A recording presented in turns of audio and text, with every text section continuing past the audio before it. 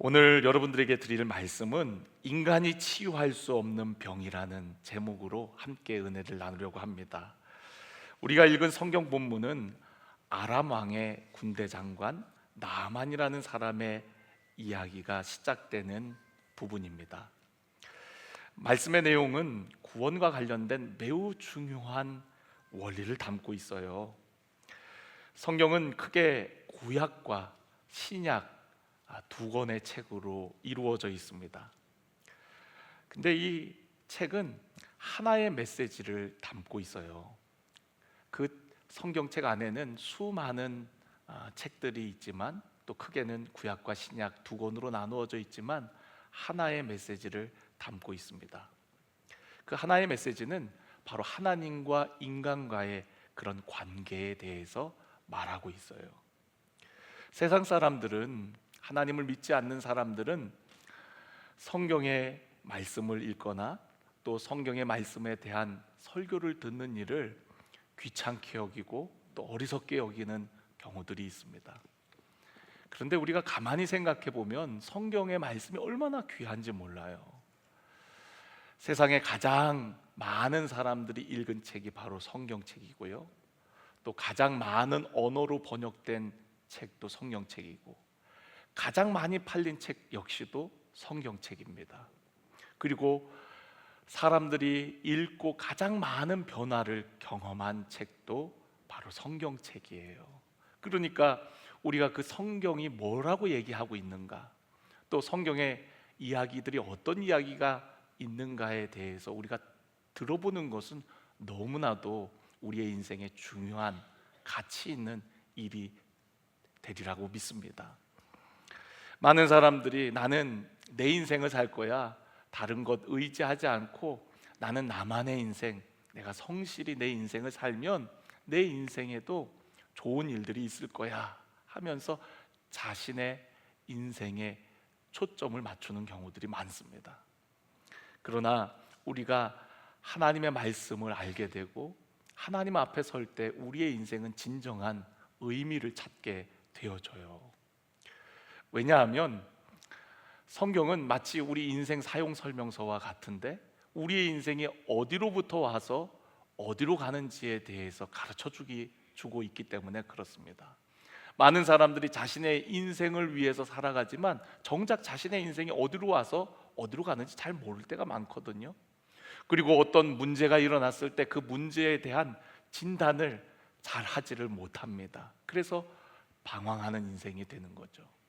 그런데 성경은 분명히 우리가 어디로부터 와서 또 어디로 가는지, 또 지금 우리가 겪고 있는 이 고통의 문제가 왜 일어났는지 우리에게 분명한 진단을 주고 또 유일한 해결책을 주는 곳이 바로 성경입니다.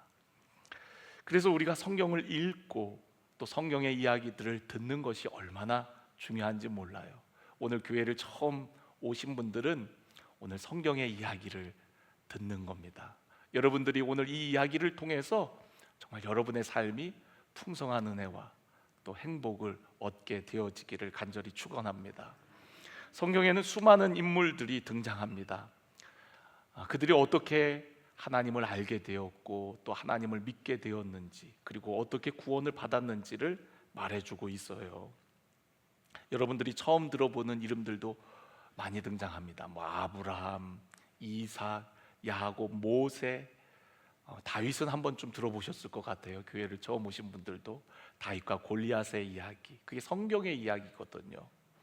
또 예수님의 제자들의 이야기, 또 이스라엘 사람들뿐만 아니라 성경에는 또 다양한 이방인들의 이야기들도 기록이 되어 있거든요.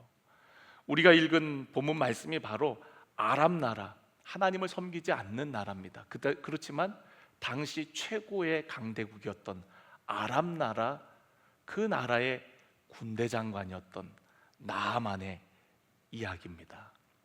나아만이 하나님을 알지 못하는 사람이었어요. 근데 그가 어떻게 하나님을 알게 되고 하나님을 섬기는 자가 되었는지 성경은 우리에게 말씀해 주고 있습니다. 우선 나아만이라는 사람의 정보에 대해서 우리가 한번 살펴보려고 하는데요, 1절을 보니까 아람 왕의 군대 장관 나아만은 그의 주인 앞에서 크고 존귀한 자니 이는 여호와께서 전에 그에게 아람을 구원하게 하셨습니다. 그는 큰 용사이나 나병 환자더라 라고 말씀하고 있습니다. 나만에 대한 이야기인데요, 그는 큰 용사래요. 그리고 나라를 구원한 영웅이었다라고 이야기합니다. 그는 성공한 사람입니다. 나라의 군 통수권자이고 군대 장관이고 그리고 나라를 구원한 영웅이고, 세상적으로 봤을 때 성공한 사람이요 모든 것들을 가진 자였어요. 부와 명예 그리고 지위, 권력, 이 모든 것들을 가진 사람, 그 사람이 바로 나아만입니다. 우리가 볼 때 정말 완벽한 사람 같아요. 또 완벽한 인생을 살아야만 될 것 같습니다. 그런데 오늘 그에 대한 소개의 말미에 보면 큰 용사이나 나병 환자더라 라고 기록하고 있습니다. 큰 용사이지만 그는 나병 환자였다라고 얘기해요. 영어로 보면 이 문장의 중간에 접속사가 있습니다. 벗이라는 접속사가 있어요. 큰 용사이지만 그러나, 큰 용사이다 그러나 그는 나병 환자더라, 이렇게 기록이 되어 있습니다. 그는 정말 남부러울 것 없는 성공한 인생이었습니다. 완벽한 인생이었어요. 그렇지만 그에게도 문제가 있었습니다. 그것은 나병 환자라는 거예요. 화려한 갑옷으로 그 나병을 감추고 있을 수는 있을지 모르지만 그의 살은 썩어 들어가고 있었습니다. 고통 가운데 있었어요.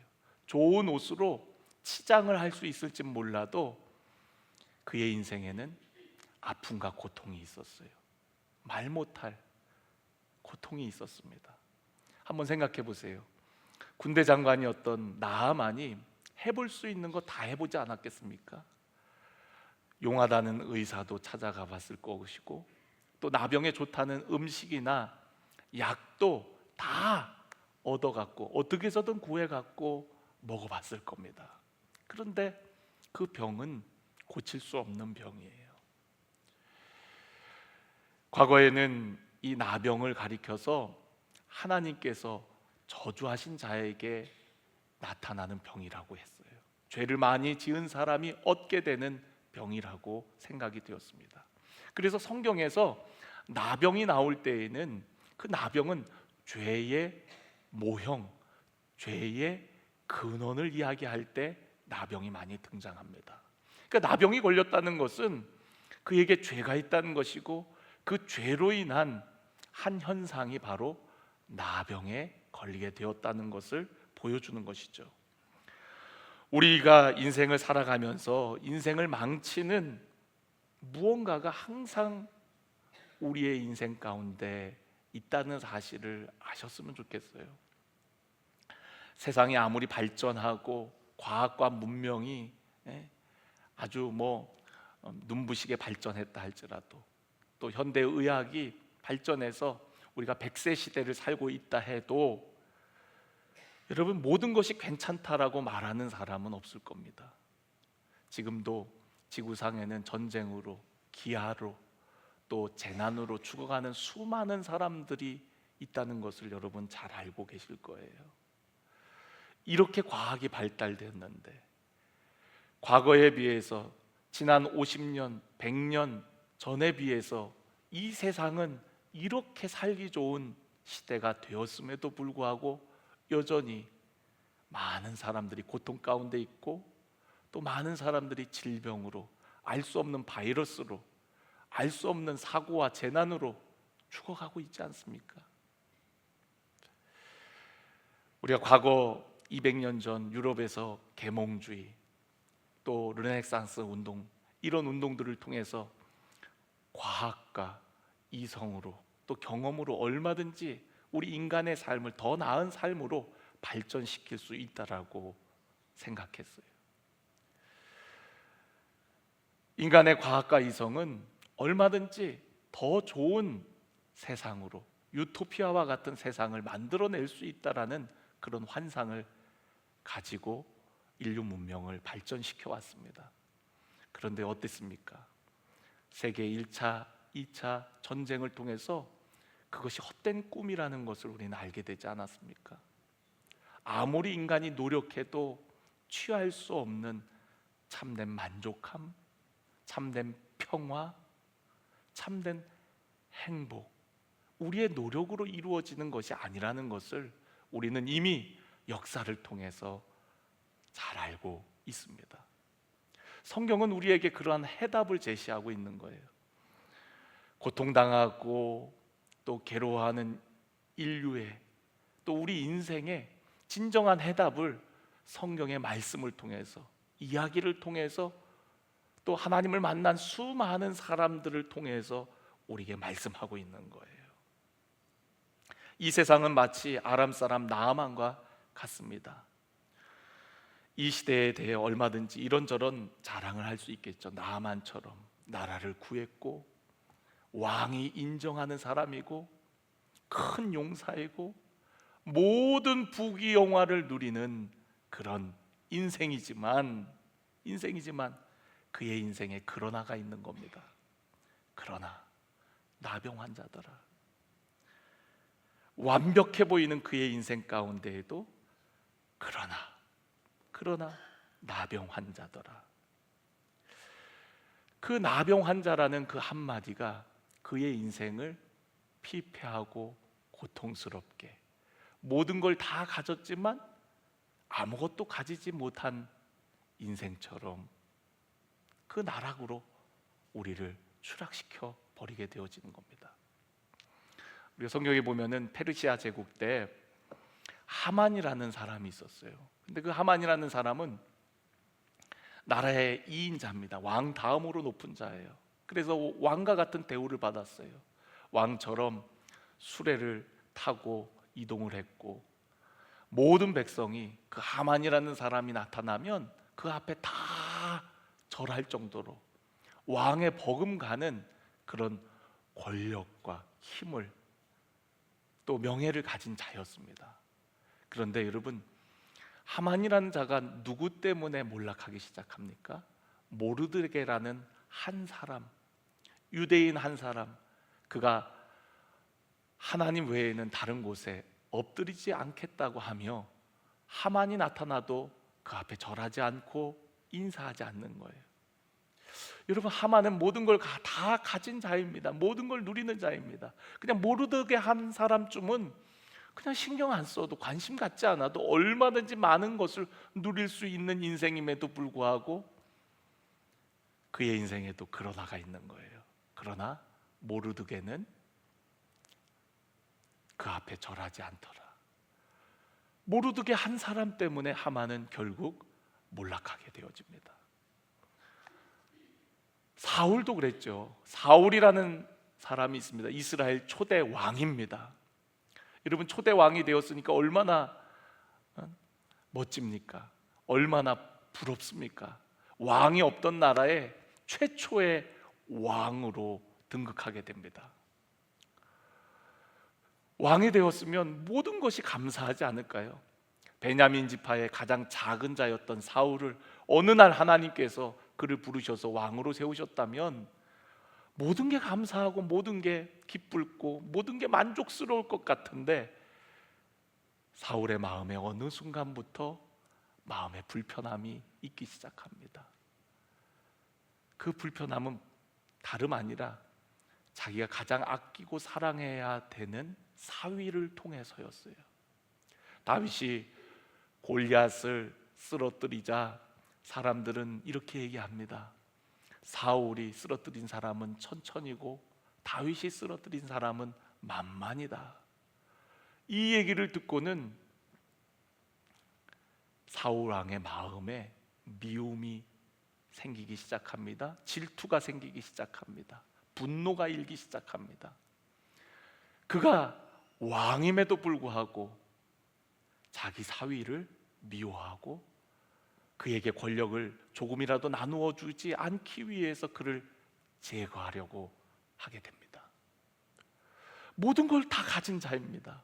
왕이라는 사람은 다 그의 것 아닙니까? 그 나라의 땅도 백성도 모든 것이 다 그의 소유이건만 사람들의 그 말 앞에 사울 왕의 마음은 흔들리고 다윗 한 사람, 그 한 사람을 제거하기 위해 그의 인생이 점점 몰락하고 피폐해지게 되어지는 것을 보게 되어집니다. 그러니까 사울의 인생에도 그러나가 있는 거죠. 다윗으로 인한, 한 사람으로 인한. 여러분, 이 세상의 것으로는요 우리가 만족할 수 없어요.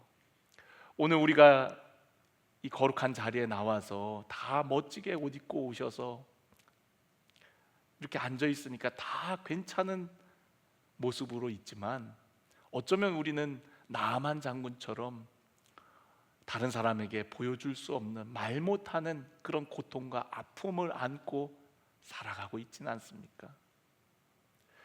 우리 모든 인생이 나만 장군처럼 그러나 나병 환자더라 라고 하는 것처럼 우리의 인생의 치명적인 약점, 치명적인 고통과 아픔을 누구나 안고 살아가고 있지 않습니까? 완전한 사람은 없습니다. 완전해 보이는 것이지 완벽한 인생을 사는 사람은 그 누구도 없습니다. 우리가 성경을 보면 인간의 삶에 죄가 들어온 이후로 이 세상은 단 한순간도 완전하거나 완벽했던 적은 없었음을 알게 되어집니다. 하나님께서 처음 만드신 이 세상은 정말 흠잡을 곳이 없는 완벽한 세상이었어요. 그 세상을 우리가 에덴 동산이라고 하잖아요. 에덴이라는 말은 기쁨과 행복을 의미합니다. 하나님께서 만드신 세상은 기쁨과 행복의 동산이었습니다. 그곳에서 우리를 살게 하신 거예요. 더군다나 우리 인간들은 하나님의 형상대로 창조된 걸작품이었습니다. 그만큼 완전하게 완벽하게 지음받은 존재가 바로 우리들인 것이죠. 에덴 동산은 정말 부족한 것이 없는 곳이었어요.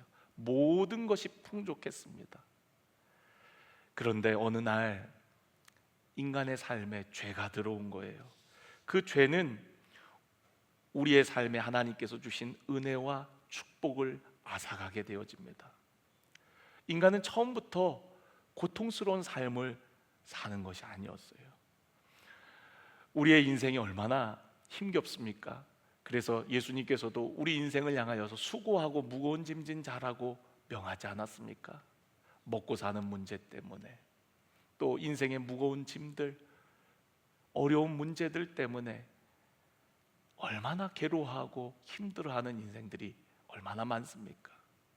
많이 가진 자는 많이 가진 자대로 그걸 지키기 위해서, 또 높은 자리에 있는 자는 그 높은 자리를 지키기 위해서 얼마나 괴로운 인생을 살아갑니까? 제가 언젠가 들은 얘기가 정치인들이 당선이 되고부터 당선이 되면 얼마나 기쁘고 참 귀한 그런 성공을 이룬 거예요. 근데 당선이 된 그 순간부터 다음에 어떻게 또 당선되지를 고민한다는 거예요. 이 자리를 어떻게 빼앗기지 않지? 당선되는 그 순간부터 우리는 높은 자리에 오르면 만족할 것 같죠.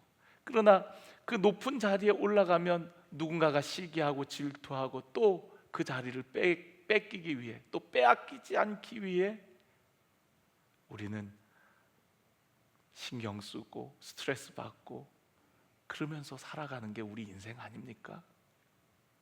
많은 것을 가지면 많은 것을 지키기 위해, 또 더 많이 갖기 위해 애쓰고 노력하는, 차라리 없으면 어쩌면 그런 고민이나 생각을 안 할 수도 있어요. 그런데 내가 많은 것을 어정쩡하게 가지고 있으면 이걸 어떻게 불리지? 어디다 투자해야지? 어디다가 둬야 안전하지? 수많은 생각들로 얼마나 힘겹게 우리 인생이 사는지 몰라요. 많이 가지면 행복할 것 같은데 높은 자리에 올라가면 이젠 더 이상 바랄 것이 없을 것 같은데 절대 그렇지가 않다는 거예요. 나만이 그랬어요. 나만이 일국의 영웅이 되고 큰 용사이지만 나병 환자인 겁니다. 어떻게 해결할 수가 없어요. 어떻게 해볼 수가 없어요. 여러분, 우리 인생이 그와 같습니다. 우리 인생이 언젠가는 다 병들고 죽고 고통 가운데 있게 되어져요. 피할 수가 없습니다. 우리 인생이 항상 그러나가 있는 거예요. 그러나가 어느 사람도 영원한 그런 행복, 완벽한 인생은 어느 누구도 없는 거죠. 영원한 번영, 또 흔들리지 않는 성공은 우리의 인생에 사실은 죄 이후에는 없는 것입니다. 나만도 스스로 어떻게 그 병을 고칠 수가 없었어요. 그런데 오늘 여기 성경을 보니까요, 2절에 한 소녀가 등장을 합니다. 2절에 전에 아람 사람이 떼를 지어 나가서 이스라엘 땅에서 어린 소녀 하나를 사로잡음에 그가 나만의 아내에게 수종들더라 라고 얘기하고 있어요. 아람 사람들이 떼를 지어 나갔다가 이스라엘 땅에서, 이스라엘은 하나님을 섬기는 땅을 의미합니다. 하나님을 믿는 사람들을 이스라엘 백성, 이스라엘 민족이라고 하는데, 그 이스라엘 땅에서 어린 소녀 하나를 붙잡아 온 거예요. 그리고 그 어린 소녀를 나아만의 아내를 시종들게 했습니다. 이 어린 소녀가 그 집에 들어가 보니까 그렇게 완벽한 삶을 살 것 같은 나아만의 가정에도 문제가 있다는 것을 알았어요. 겉으로 보기에는 모든 권력을 가졌고 또 모든 부를 누리는 사람 같았으나 그 가정 안에 들어가서 보니까 이 가정에도 문제가 있는 거예요. 우리 여주인의 남편이 나병으로 인해서 이 가정은 행복하지가 않은 거예요. 남들이 볼 때에는 완벽한 인생을 사는 것 같은데 그 가정 안에 들어와 보니까 나병으로 인해서 고통 가운데 있는 모습을 보게 되어집니다. 나만이 모든 수단과 방법을 다 동원했지만 해결할 수 없는 거예요. 이 어린 소녀가 보다 자기 여주인에게 이렇게 이야기를 합니다. 3절에 보니까 그의 여주인에게 이르되 우리 주인이 사마리아에 계신 선지자 앞에 계셨으면 좋겠나이다. 그가 그 나병을 고치리이다 하는지라. 이 어린 소녀는 하나님을 믿는 소녀였습니다. 그리고 하나님의 능력을 아는 소녀였어요. 하나님을 믿는 그 땅에서 온 자였습니다. 이 아람 나라에서 어쩌면 이 소녀만큼 하나님을 알고 경외하는 자가 없었는지도 모르겠어요. 어떻게 나병을 고칠 수 있는지 나만도 알지 못했고 그의 부인도 알지 못했고 그 나라 왕도 알지 못하고 심지어 이스라엘 왕도 알지 못했건만 이 어린 소녀, 이 작은 아이가 이 문제를 해결할 방법을 알고 있는 겁니다. 그래서 그 소녀가 자기 여주인에게 이렇게 얘기하는 거죠. 사마리아에 계신 선지자 앞에 계셨으면, 그 앞에 있었으면 우리 주인이 나병을 고칠 터인데, 우리 주인이 그곳에 있었으면 좋겠는데, 그렇게 얘기하는 거예요. 이 어린 소녀는 오늘 여러분들을 이 자리로 인도한 누군가가 바로 이 어린 소녀입니다. 또 저도 역시 여러분들에게 이 어린 소녀와 같은 역할을 하고 있는 거예요. 여러분들이 하나님 앞에 있었으면 좋을 텐데, 하나님에게 모든 구원과 평강과 또 기쁨이, 만족이 그 안에 있는데 그분 앞에 있었으면 좋겠는데 하는 마음으로 오늘 여러분들을 이 자리로, 하나님 앞으로 여러분들을 초대해서 이곳에 오게 된 겁니다. 여러분, 하나님의 구원의 방법은요 참 놀라워요. 지혜 있는 자들을 통해서 이루시는 것이 아니라 세상에 미련한 자들을 통하여서 지혜 있는 자들을 부끄럽게 하신다 그랬고요, 또 약한 자들을 통해서 강한 자들을 부끄럽게 하신다 그랬어요. 여러분, 이 어린 소녀는요 정말 약한 자입니다. 노예예요. 잡혀온 아이입니다. 그것도 그냥 소녀가 아니라 어린 소녀예요. 어린 소녀가 뭘 알겠습니까? 그런데 그 어린 소녀는 나아만의 나병을 고칠 방법을 알고 있었어요. 왕도 모르고 나아만도 모르는 그 유일한 해결책을 알고 있었던 겁니다.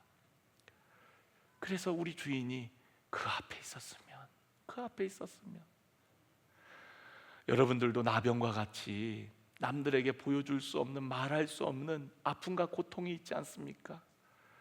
그 고통이 왜 시작됐습니까? 하나님은 우리에게 고통을 주시는 하나님이 아니시거든요.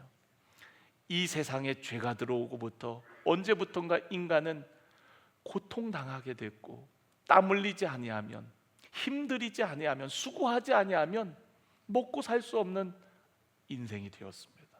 그게 다 죄로 말미암은 거예요. 죄로부터 인생의 고통이 시작되었고, 그 고통의 한 모습이 나병으로 나타난 것이거든요. 여러분 삶 가운데도 이런 나병과 같은 말 못할 아픔과 고통이 있지 않습니까?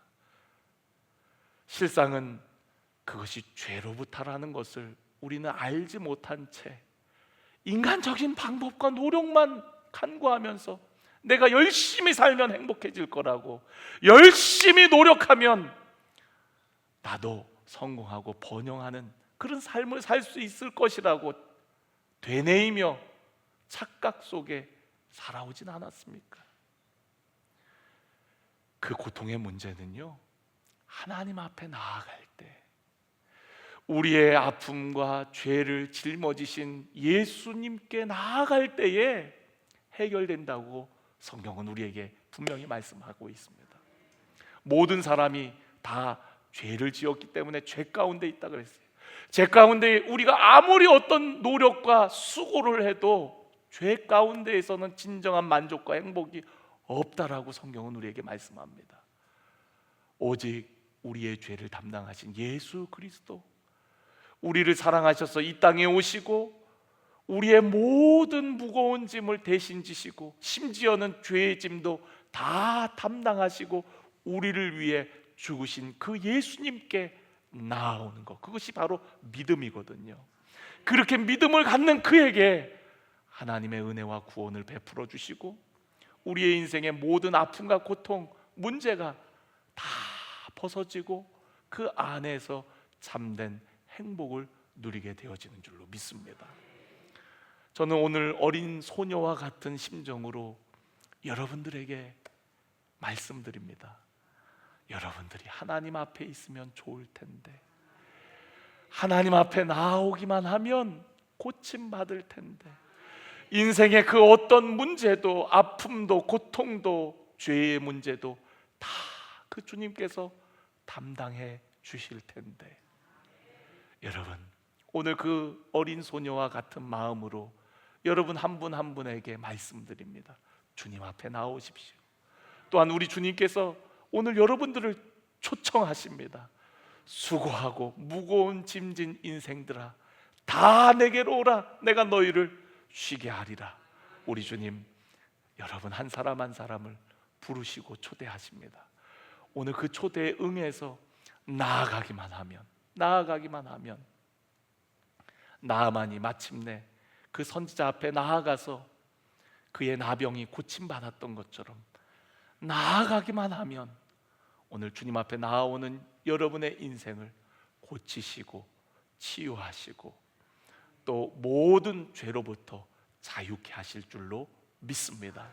우리 그 주님 앞에 가까이 나아가는 이 시간이 되기를 원합니다.